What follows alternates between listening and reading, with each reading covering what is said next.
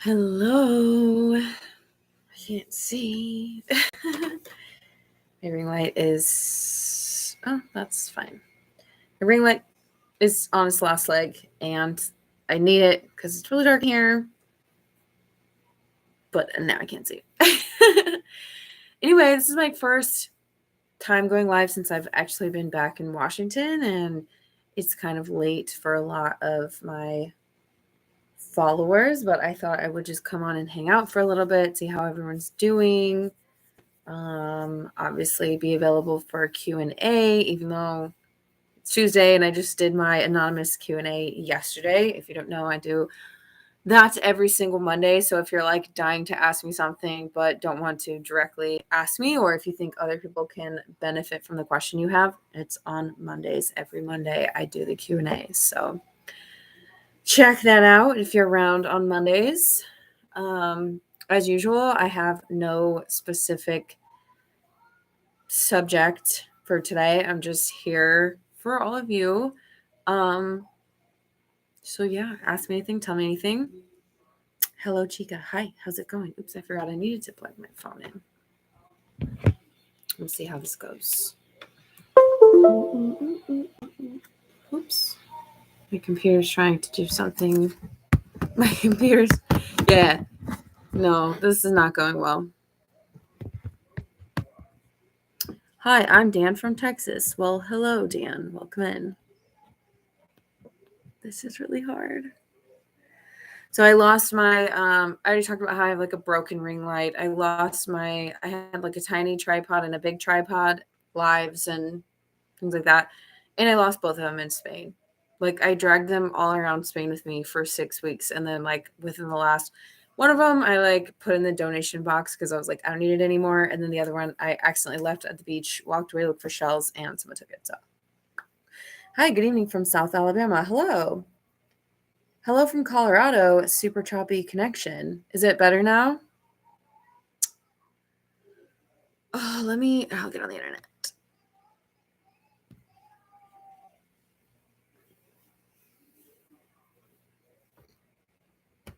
Excuse me. I did just burp.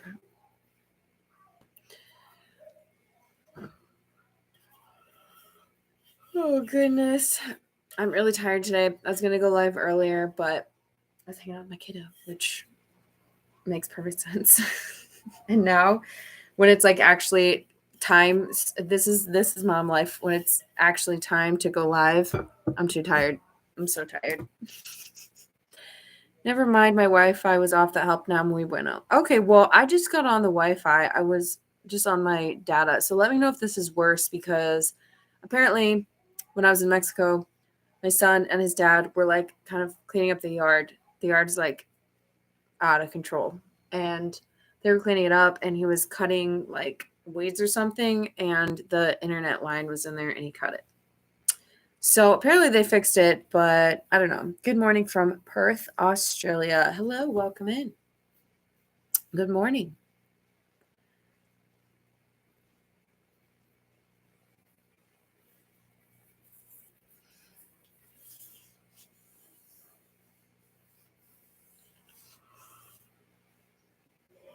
Oh my goodness, I'm tired. I need to start coming up with like specific topics for my lives so you all know like exactly what you're going to get into, and then that way I can just like talk about my topic and then you can ask questions about my topic, but I'm just not that organized yet. I keep saying that I'm going to get on a schedule. Like I need like a loose schedule because I'm not a structured person, so that you all know kind of like what to expect and when to expect to see me. Even though obviously people show up when they're able to show up. But so I was like thinking, oh, I've just got to make it until Adler goes to school. But now everything has changed because I didn't like the way that the school was going to be set up. They changed everything. And so now I don't know what I'm going to be doing for him for school this year. So now I'm like, well, I don't know if I'll ever be organized, because the more he's home, the less organized I am. But also I'm not ready for him to be gone a lot yet. So we're just surviving here. Today was a really good day. I felt like a good mom today. Hello, hello, hello. I have you fine. Good. You're awesome. You're awesome.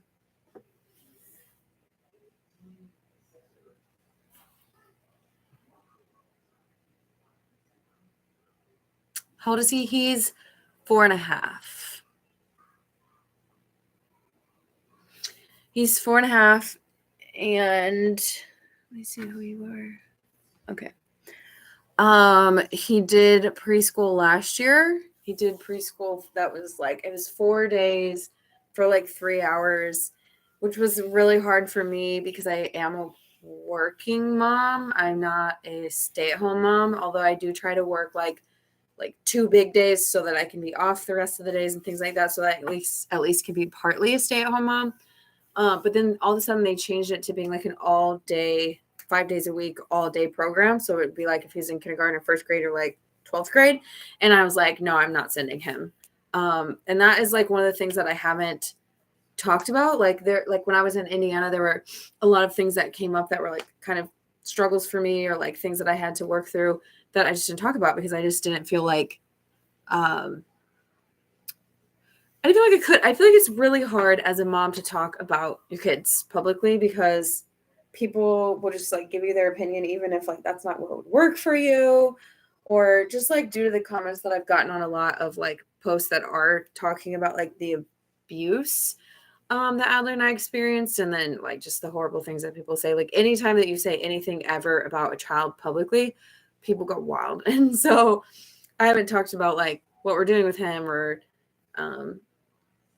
anything like that, unless someone specifically asks on my Monday, ask me anything. Hey, Jasmine, how's it going? Do you work from home? I was working from home while I was traveling, but I wasn't working full time. I was just working as things popped up, just to make sure that I wasn't making no money the whole time. And I just got back from Washington. My son and I were traveling, and yesterday was my first actual back to work in person day in 3 months. And so now I'm back to working 2 long days a week, and then I do other other jobs. Today I had no jobs, and then I got a message that was can you cover this doctor's visit? And I was like, yeah. And so I'll work, and they're usually an hour. Now we're just talking about my interpreting life, but they're usually an hour long. So at that time my son just does free play, or maybe gets to watch TV for a little bit so I can work. But yeah, I'm just kind of a mixed bag. I am hopefully going to hear back from my trauma recovery course soon, and once I'm certified, I'll be ready to go for coaching clients. So if you're here and that's something that you think you'd be interested in, I'm only taking a limited number of clients due to my schedule and other reasons. So message me or email me if you want to get on the list for that. I am also going to be coaching in sign language. I would like to coach in Spanish, but I just don't think that my Spanish is that good. But I'll definitely be offering coaching in sign language as well. So that's exciting for me. Getting ready for a short trip. Where are you going? I want to work, but I can't work because I get Social Security. That's fair.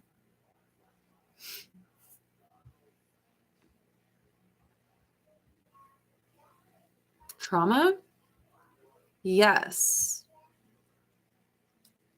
I am not sure what the question is, but yes.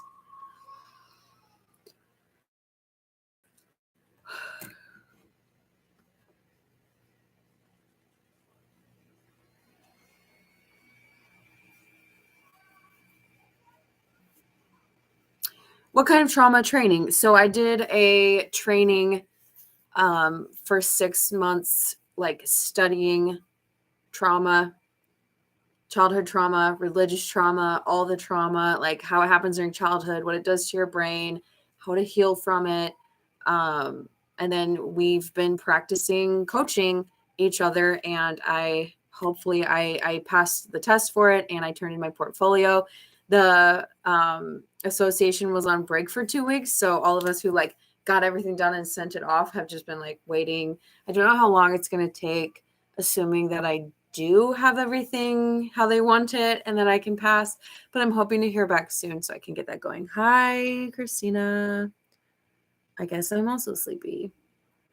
I got kicked off as you were reading my message. I'm so bad at Instagram. That's okay. I'm bad at a lot of things. goodness.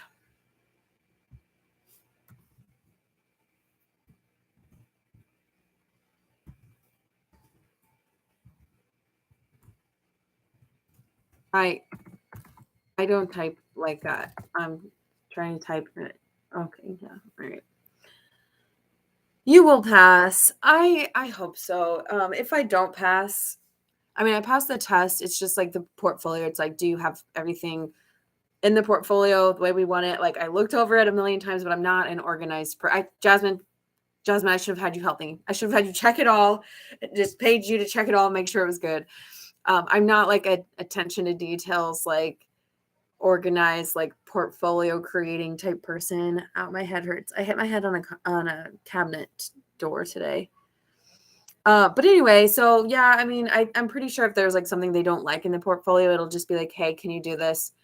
Resubmit it, and then we'll go from there. So it's not like I'll have to like go back and do anything over, but I'm really hoping to get it done. It was from February to early August, it was like consuming my free time, because whenever I did have free time, I was coaching, and like we had coaching and we had class and we writing essays and doing all the work for it. And I don't want to sound like I'm complaining, because it was definitely worth it. Like, I learned so much about myself and about other people and about how to be able to give back to the community. And I'm really excited about starting coaching. But I'm also just really relieved to be hopefully done with it. So yeah. Hi, beautiful. Hello, welcome in.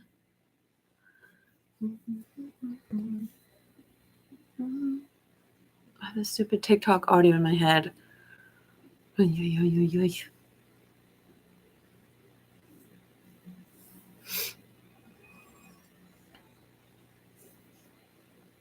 Are you okay from hitting your head? Yes, I am. Thank you. I'm glad I hit here and not here, because it was not fun. And also, I'm just going to say this.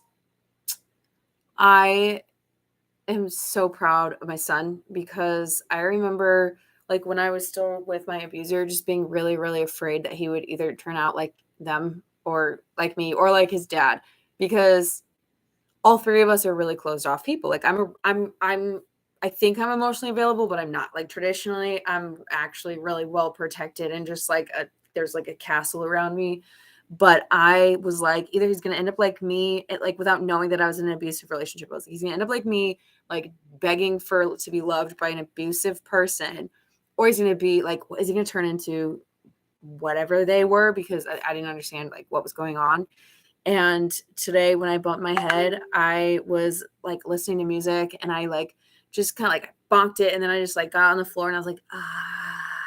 Like, I wasn't really loud, because I was just like, oh, are you gonna bleed? But I was like, ah. And he came sprinting to the room. He's like, Mama, what? Mama, are you okay? Thank you so much for the donation. I really appreciate that. And he gave me a big hug, because he was like, you got hurt. And he was like, do you need a Band-Aid? And I was like, I don't think it's going to stay in my hair.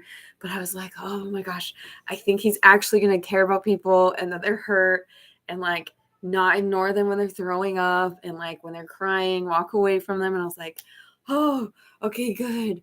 But to be fair, like, I don't know, maybe when my abuser was 4 years old, they were like that too. I don't know. But these are the things that I think about.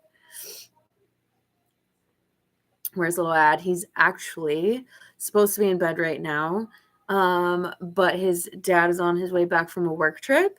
And usually when one of us comes back from a work trip, if it's not like super, super late, we let him stay up a little bit later. So he's just watching night show, which, don't judge me. It's not the best idea. Don't do it. Nice to catch you live. Just want to say you've helped me so much to not feel alone in this. Thank you. Thank you so much for saying that. I say this every single time that someone says that to me, but it really means a lot to me, and it keeps me going. It keeps me motivated to keep making content when I feel like making content, because I don't really see myself as like an abuse creator, but a creator who was abused and wants to give back and wants to help people and wants to, share their story and process their story out loud and everything like that. So like sometimes I don't want to talk about it, and you all have been so amazing and like give me the space to like go to Mexico and just be in Mexico and come back, and like I'm still just like not quite ready to put stuff back on Instagram. I feel like Instagram is like more free for me, and I just can like mostly do whatever I want to an extent. Whereas TikTok, I'm pretty locked into abuse stuff. So if you don't follow me on TikTok, I do post more often over there when I'm like in it. I'll post like 3 or 4 videos a day and like talking responses and things like that. But Instagram, I'm like one thing at a time because there's so much more to me than just this. But yeah, those comments really do keep me going and remind me of why I felt drawn to share my story and to do this in the first place. So you were a creator before and during. So do you feel you create more after freedom from abuse, or it's 50-50? Oh, I've created so much more. Like when I was in it, I always felt like a creative block. And like if we were having a good time, I would post the good time, and I would share about like how it was with Adler and how it was with his dad, or how I thought it was, how I hoped that it was. But like a lot of times I would be unhappy and I like couldn't think of anything to post. I didn't make reels or TikToks very often. Like reels weren't a thing yet up until the very end. But like sometimes I would make TikToks because I felt like I had a different following and I could kind of like toe the line of this relationship sucks and I'm not happy. And I would post something that like, yeah, or I would make videos. I actually have a lot of videos in my TikTok drafts that I'm going to record and post and talk about. Like, I recorded this video on March 3rd of 2021. And this is what I think when I look back on that time. Like when I made this video, when I made a video, y'all, I think it was like early 2021. That was like red flags in relationships. And I never posted it because I couldn't, period. And I also just didn't feel like I could like safely post that being in the relationship that I was in. Like, obviously people would be like, are you okay? Which is what I really needed. But when you're in it, you just can't do that. And the red flags, like when I found that video, I was like, because I literally was describing narcissism, and it's crazy. But no, I feel much more free. Like obviously I have days, like I said, where I don't want to record. I don't feel like recording. I sound really old when I say recording. I guess filming. I am old. I'm 35. So, I'm going to use words like recording and tape, videotape, VCR.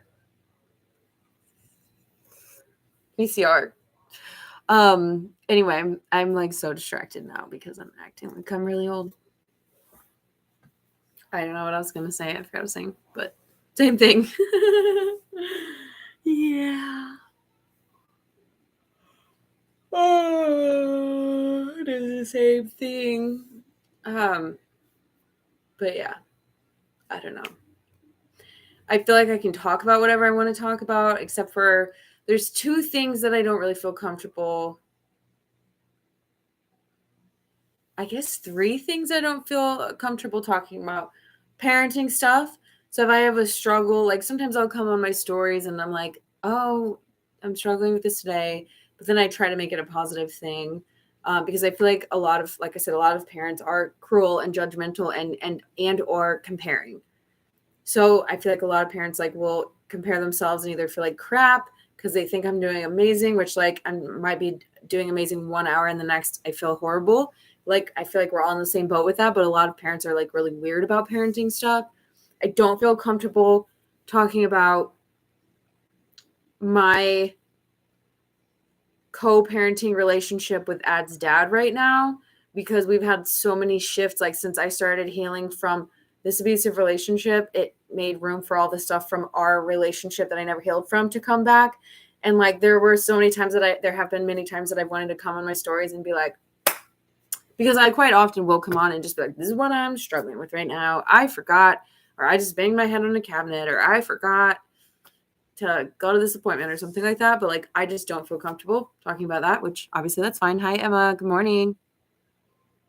Okay, and I forgot what the third thing was. If I remember it, I'll circle back. But there's one more thing that I'm like, I can't talk about that. Oh, I don't feel like I can be honest and blunt about my opinions on what the queer community is sharing on social media. So many times I want to make content talking about the toxicity, and I just feel like I'm going to get my face chewed off if I do that. So I don't talk about it, even though I feel like it's really important because it's part of the abuse cycle. It's part of how abuse happens so quickly, and um, domestic violence in the queer community is a very real thing, and people just really don't talk about it, and people don't really understand it, and it's overlooked. And like even within the community, people aren't like aware of how bad it is, and like we're all like a lot of people on social media are spreading this message about like how cute and sweet it is to like U-Haul. And I'm seeing all like if you're a content creator, I'm gonna be honest, and if you're in here and you're watching this, if you're a content creator and you did the same thing that I did, where you were in a relationship, you were married to a man and then you left and then you immediately got with a woman, and especially if you got married, I'd probably have you muted because I did that. And like you do you, but I feel like we're sending a horrible message to other queer folks, telling them that like this is what we should be doing and it should be fast. Like just today, I was crying because I was having a conversation with Ad's dad, and it made me really sad. It made me really, really sad that like we got married and we had a kid, and now here we are. Like it's really sad. I'm queer. There's a lot that he didn't know about himself. We never were able to communicate and meet each other's needs and make things happen for like multiple reasons. But like it is very, very hard to leave a relationship that's, well, it's hard to leave an abusive relationship, but like it wasn't an abusive relationship. It wasn't great, but it still hurts and it still sucks. And I wish that late blooming creators would be more honest about that. I have seen some do that. And I also wish that lesbians specifically would be more cautious about what they're sharing with the community. That I just said it. But yeah. How do you get over and you don't want to see them?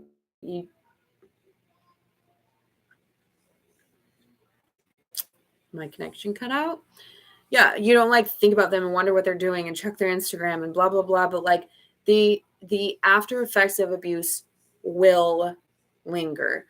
And it's not necessarily something that you do get over. You like, I have moments where I've had to stop myself and be like, this actually happened.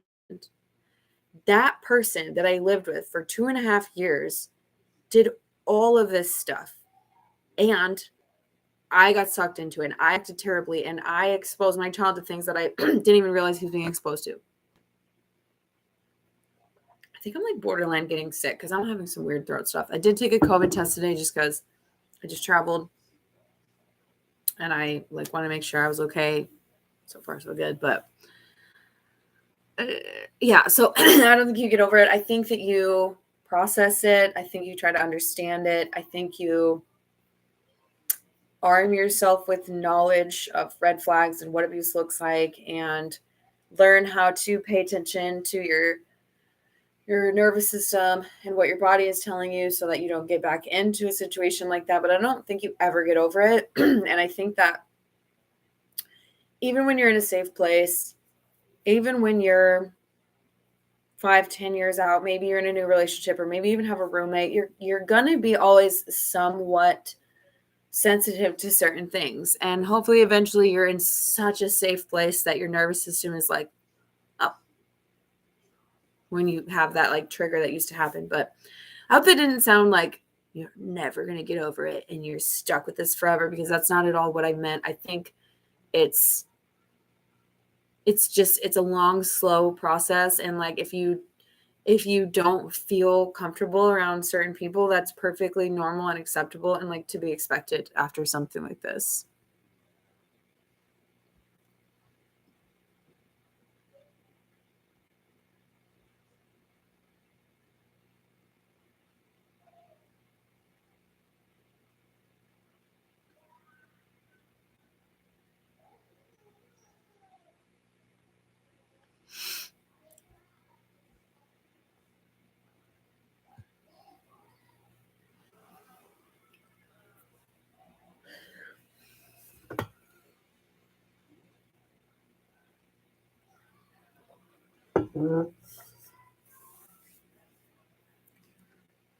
I really don't like this ring light. I don't know how some creators like go live all that, like every day, especially on TikTok, and they're just like sitting in front of this really bright ring light for like hours, and they stay on for hours. I don't know how they do it. I'm like, but also, like I said, I haven't used a ring light for a very long time, so it's just really dark. It's nighttime. It's really dark in my room, so we're gonna use this broken ring light. But anyway, any more questions? I don't think I'm going to make this one a super long one tonight. I guess it's been like 30 minutes, but does anyone have anything that they're just dying to process, need support with? Have any questions about me or what I'm doing or anything else? What exactly did you mean about the lesbian community sharing what they share? Unless you don't feel comfortable further explaining that, I understand. It's really hard because I try not to like be judgmental or project my situation on other people, but like, you know, a lot of lesbians will come on and say like how their relationship like moves so quickly and they're good and they stay together for forever and blah blah blah. But also like our community is spreading this like, it's like when you see someone just got in a new relationship, they've known each other, or maybe they've known each other for longer, but they just decided to date and now they live together and it's only been a couple of weeks or maybe a month or whatever. Like people will brag about how fast it happened. And if it wasn't fast, like for example, I literally like met a girl in February and we hung out one time knowing that I like wasn't going to date. Like I was really honest. I was like, hey, we can't, you know, like but like, sure, we can go out for a drink. We can hang, whatever. And I had a friend who's also queer who was like, hey, so why didn't you tell me about this person? Like, what's going on? And I'm like, because I'm not doing anything. I'm not going to just like jump into like, what do you think is happening? And I also had a lot of people like right when I left sending me profiles of other people, like trying to get me to date. It's like people in our community, especially, and like in general, if you're a woman and you're single, it's like you're broken and something's wrong and you should heal in another relationship. And these are just my opinions. You don't have to have these opinions, but we just think that we have to move so fast. And I think that that's dangerous. And that's all. Like, I would like to make content that's like warning people, telling people to move fast. That's also queer specific because I was abused in a queer relationship. But I feel like the queer community is going to be like, oh my God, shut up. You're just like so bitter. Like I met a girl and 3 days later we were married. And I'm like, okay, be careful, be safe.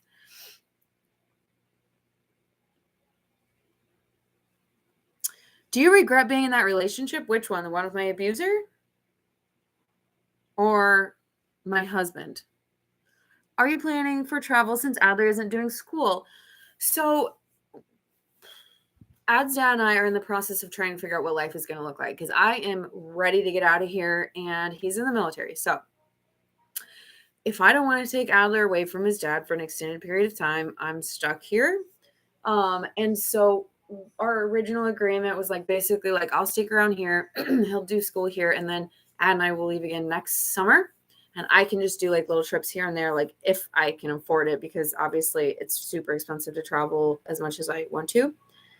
But now I'm thinking like my mom wanted me to homeschool him. And I'm like, I don't know, like he's an only child, so he would need to be into like some kind of like activity where there's other children around. And he can have like something, I don't know.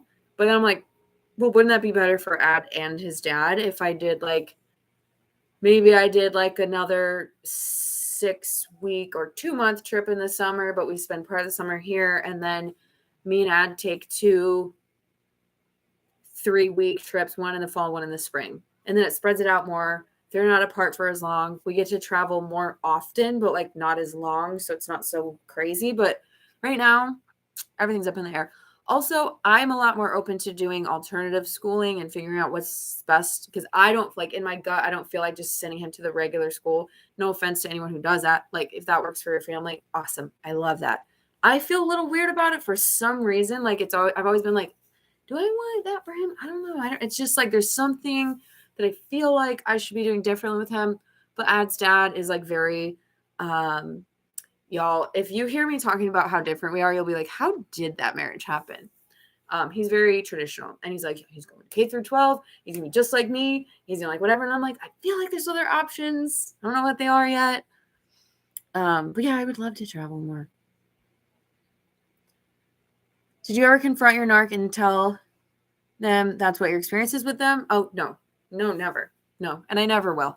If I see them on the street, if they show up at my house, if whatever, I will never, ever say, this is what happened. This is what I felt. This is how I felt about what happened with Adler. No, it's not worth it because they don't have the ability to self-reflect. They don't actually genuinely care about how they affect people. It's just not worth it. And I don't recommend that for anyone else. Like, I don't recommend you confronting a narcissist. Just quietly leave and go no contact. Hey, Lindsay, it's Robbie from TikTok. Hello. How's it going? I think it's also a generational factor too. Yeah, I think right now things are just a mess in a lot of ways. So the romanticism of U-hauling is dangerous. Yeah, so like I said, there were some creators on TikTok that I followed that I was like, oh, cool, late bloomers. And then there were like 2 or 3 of them that like started posting about U-hauling and like just really, really stereotypical queer stuff. And that's fine. And that's their life. But I was just like, I gotta mute you because it's so dangerous. It's so dangerous. And then thousands and thousands and thousands of other like younger queer people and other late bloomers especially are at like very high risk for being abused because we're like, we gotta hurry up, we gotta get married, we gotta have, I just did that with a man, I wish I hadn't, now I have to do this with a woman, where is she, oh my god, there she is, okay, I'm gonna get, and that is how you get abused. Am I saying that everyone who moves quickly in a relationship is going to be abused? Absolutely not. However, moving quickly is the modus operandi, what I try to, is the MO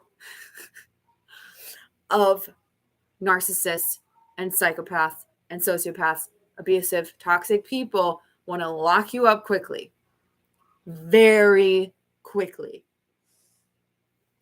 And even if it doesn't turn out to be an abusive relationship, can y'all genuinely tell me that you know somebody after 6 weeks or 3 months or even 6 months? No, you spend a lot of time together. You spend all your time together, and now you don't really even know who you are because it's hard for you to spend time without this person, but you do not know that person.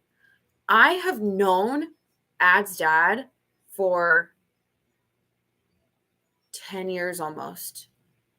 Granted, we have not been together for the last 3 years. And during that time, our contact was very limited because I was being so controlled in like how I interacted with him. I don't feel like I know him.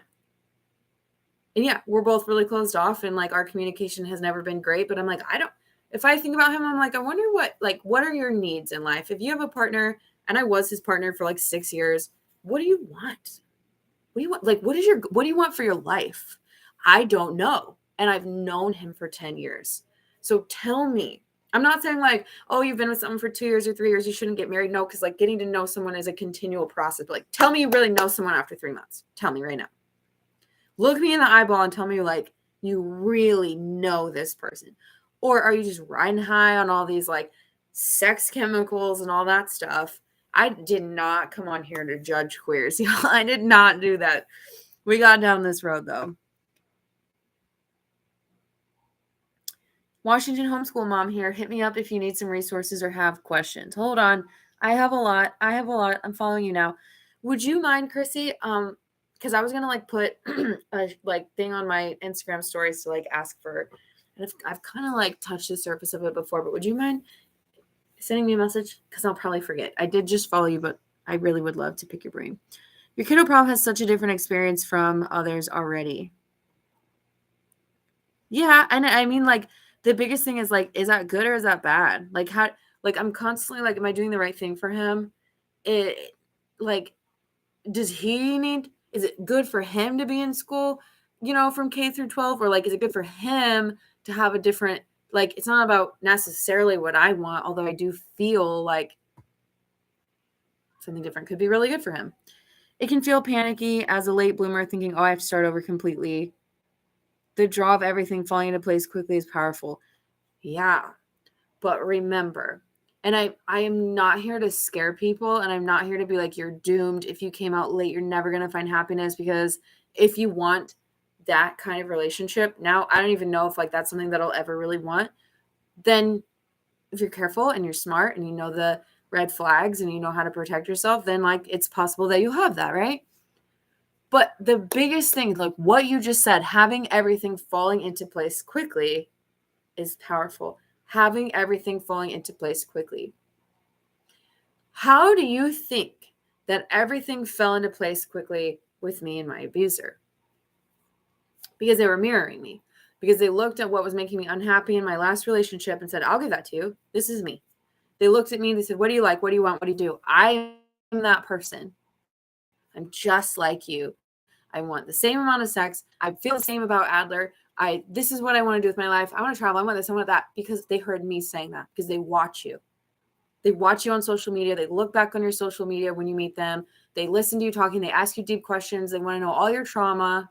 They watch you. They become, and you help them create the person that's going to have everything fall into place quickly. So do you really, and I'm not calling you out, I'm not like attacking you specifically, but do you all who are watching this now or later, do you really want something to fall into place quickly? Even if you're 37 or 47 or 57 and you're like, crap, okay, not 57. Let's say go back a little bit. Maybe you want to have a baby with somebody. So like you at least need some eggs, right?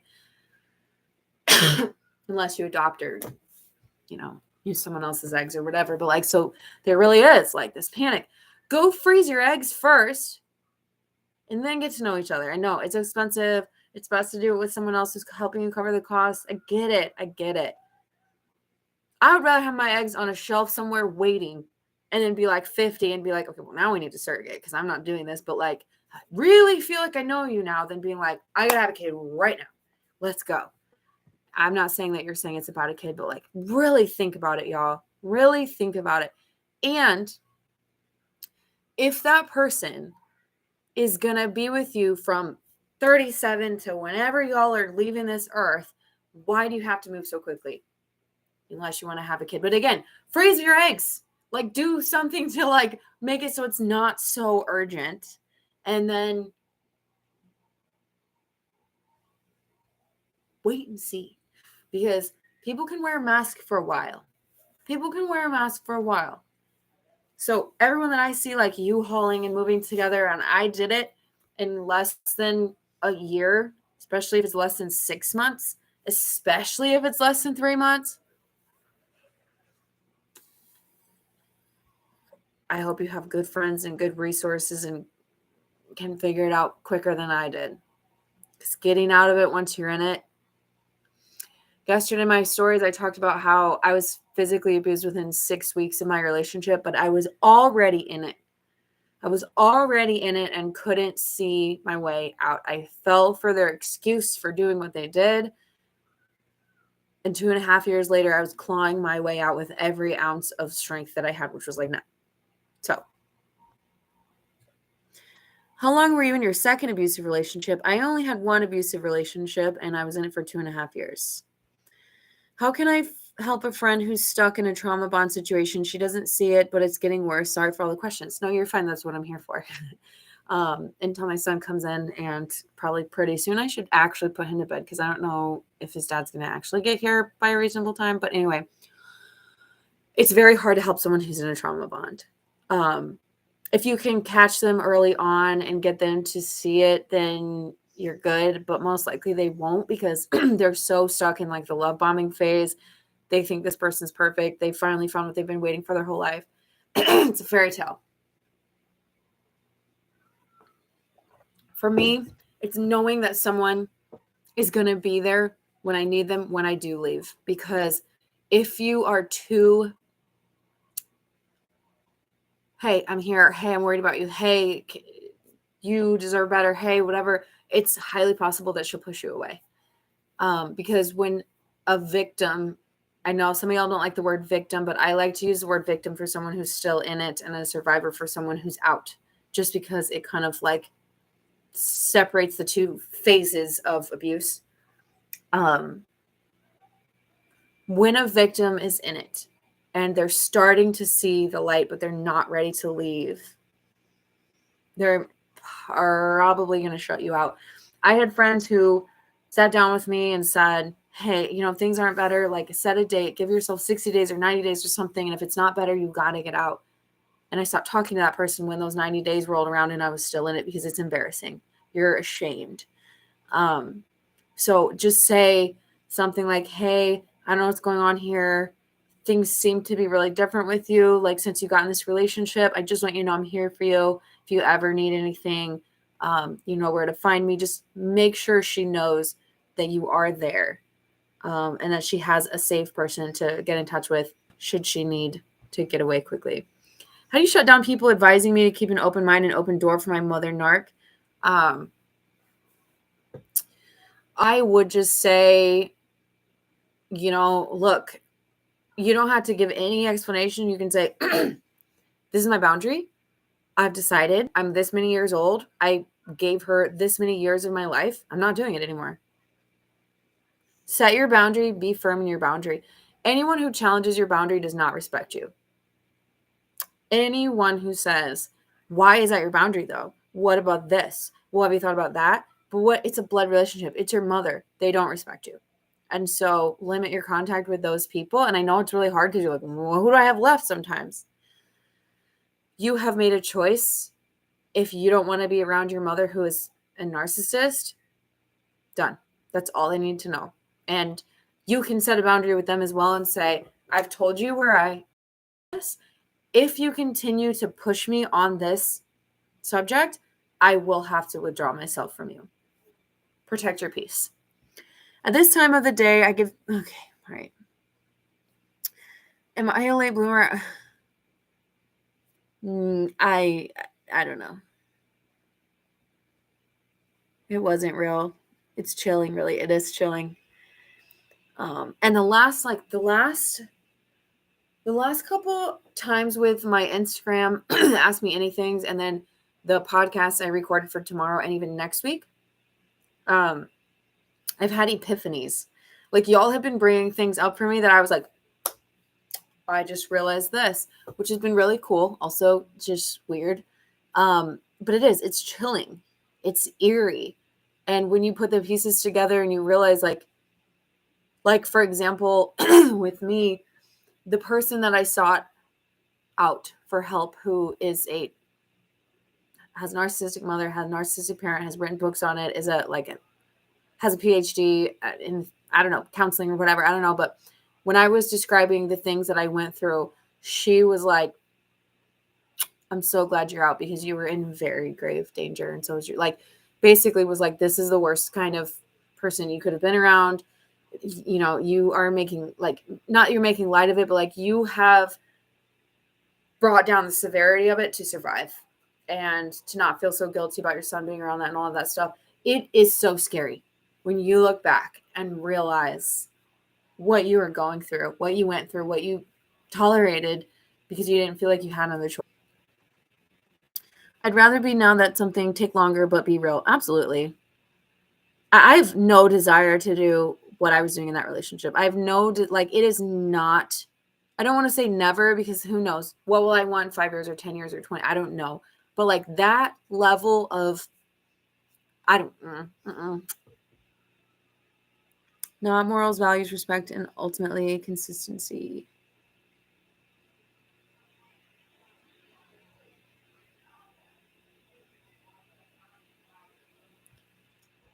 Okay. Literally how I feel. Who do I have left? Boundary. Thanks, friend. You know what I realized? I lost a lot of people, and I'm really lucky because I had my family and I was able to be with them. And then I called on friends that I hadn't seen in years. I went to Spain. They gave me a place to stay when I told them what was going on for 2 weeks. I went to Mexico City and was with my friend that I was just with this past weekend. And I stayed at my ex-husband's house, and I've been at my ex-husband's house, and he's not the safest place for me, but he's a hell of a lot safer than where I was. And I'm very lucky that I at least had someone else who, most likely because he just didn't know what to do, gave me space to just be in my room and close the door and cry and make videos and talk to people and do this and do that, and wasn't like, but like, he was not the ideal person for me to have around me. Obviously for Adler, this is what made the most sense. And what happens is what you just said, like, who do I have left? You start to realize that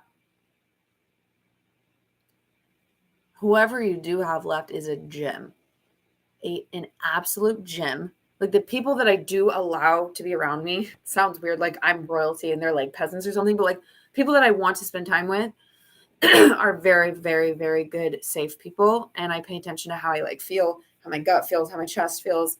We're good. But if you have nobody, as scary as that sounds, because like a lot of us haven't been alone, like I'm lucky to have been alone and like actually enjoy being alone and enjoy being single and enjoy traveling alone and have lived alone. A lot of us have not done that. Start over. And if you only have one friend for the next 5 years, that's okay. Obviously, like, it would be nice to have a couple other people, but like, we would rather have, after all of this, one really good person. Maybe it's your sister, maybe someone you work with, than like anybody who's going to cause you a delay in your healing, right? Absolutely, though. Boundaries. You're a rational and very good communicator, analytical. How in the world did you not run for the door?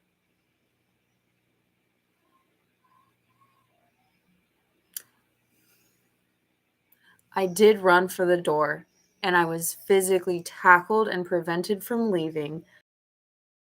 In the door, I had a massive bruise as thick as a door across my leg. I was kept from my son, so I stopped trying to leave. And I know that question, you meant well with it, and it is very hard. Like, a lot of the people that I work with and create content with and support and do all of that stuff have PhDs, are therapists, are incredibly smart. Anybody can be abused. Nobody is immune to it. Yes, there are some people who are better set up to be able to pick up the red flags and get away that first time they meet that person. They're like, you're weird. But also, an abusive person is less likely to go for those people who are like, I don't know, like secure and had a really good childhood and their parents showed them what love was, versus like having poor communication and passive aggression, like whatever. That said, that person can still be a target of an abuser too. Anybody can be a target of an abuser. And once you're in it, it's so hard to leave. I have made tons of content about how hard it is to get out of these relationships. It's not easy. It's incredibly dangerous. That if you do get out, if you make it out the door, usually they ramp up their abuse, whether it's physical, verbal, they bring in flying monkeys to come and abuse you for them. To get out of these relationships. I'm going to tone it down because I hear little footprints. It's okay. I'm on a video right now. You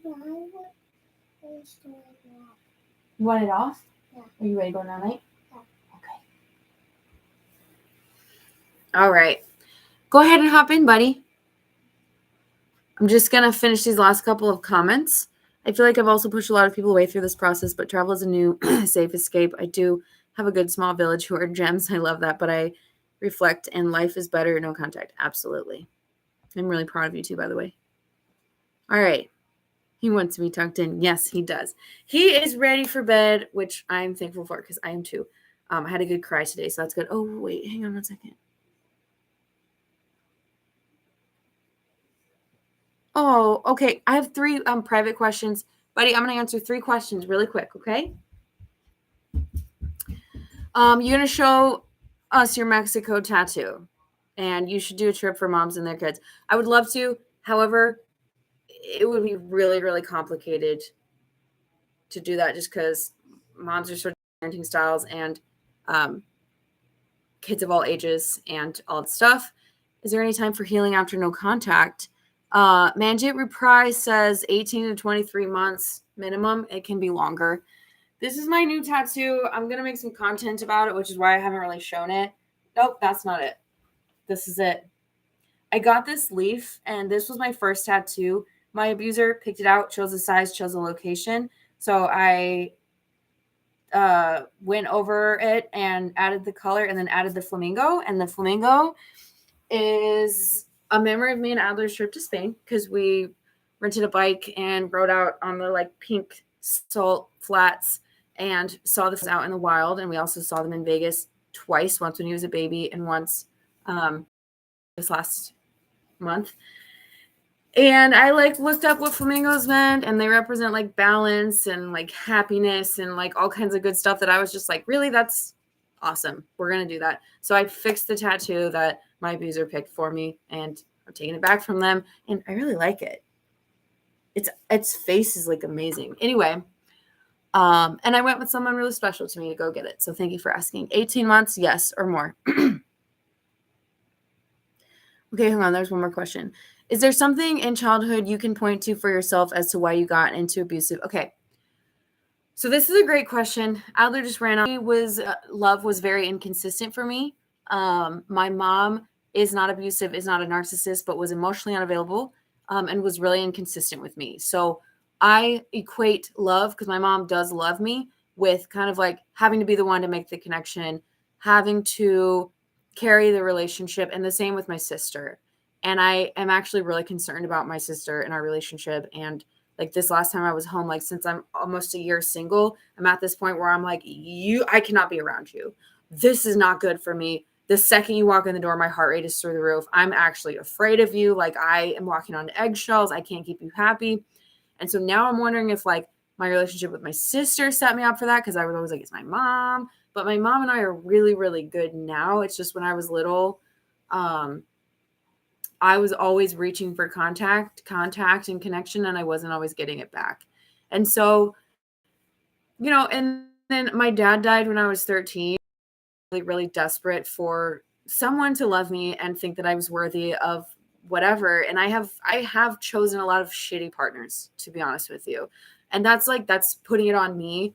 And I saw a TikTok the other day that was like, just this girl was like, yeah, my last 3 relationships were abusive or whatever. And like, I can really pick them. And the other person's like, wait, who told you that you were picking them? Like, they're predators. They chose you. And she was like, And I actually did a reaction to that. But like, yeah, I was not set up to be able to be like, whether you're preying on me or not, I don't like this. I don't like the way this feels. I deserve better. You can go find someone else. I didn't know what red flags look like. I didn't know what a healthy relationship was. And even when, like with Ad's dad, I was very safe, but I wasn't happy. And like I said, we weren't meeting our needs and stuff like that. And so, and I haven't said this, I was so unhappy with Ad's dad for many, many reasons. And I try not to say things like that because I have respect for him now. And I do value our co-parenting relationship.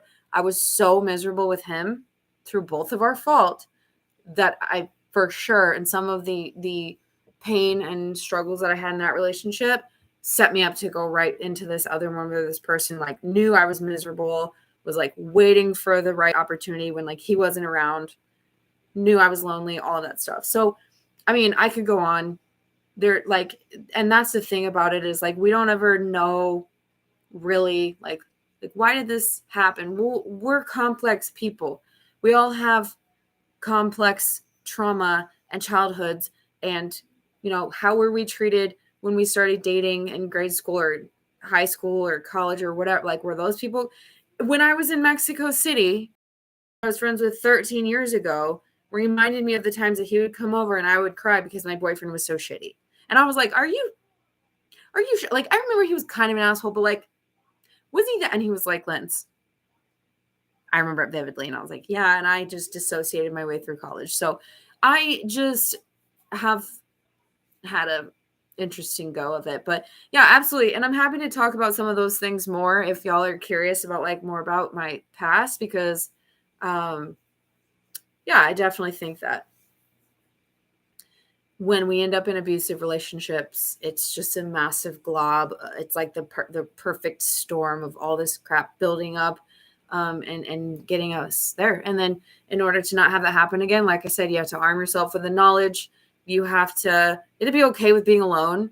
You have to know what red flags look like. You have to really learn about narcissism or, psychopathy, sociopathy. How do you psychopath? I don't know how you pronounce it, but like you have to know about those things. You have to know what it looks like. You have to know that like when you set a boundary and that person reacts poorly, that means that's probably not a good person to pursue, because I tried to set a boundary 2-3 days into it and I was like punished for it. So, a wiser Lindsay would say, okay, I'm very uncomfortable with the fact that you just completely disrespected the fact that I have this boundary, and the boundary is set in place to protect this possible relationship. And so things like that. Anyway, thank you all for the questions. I'm going to go get my kiddo. He squiggled away. So now he's probably going to try to like not go to bed. I might have lost my window. So now I'm going to have to work it out to get him back in bed now. So thank you all. This has been great. We ended up going a lot deeper than I thought we would, but all right. I hope this was helpful, and I will see you all again soon. Meow.